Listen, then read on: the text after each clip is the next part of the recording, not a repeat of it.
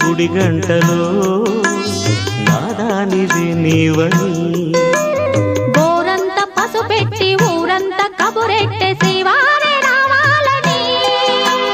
కుంకుమతో కుశలమని పారాణే పదిలమని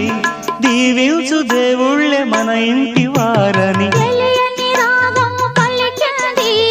తీయని భావనలో మనసే జ్యోతిగా వెలిగింది మమతల కోవెలలో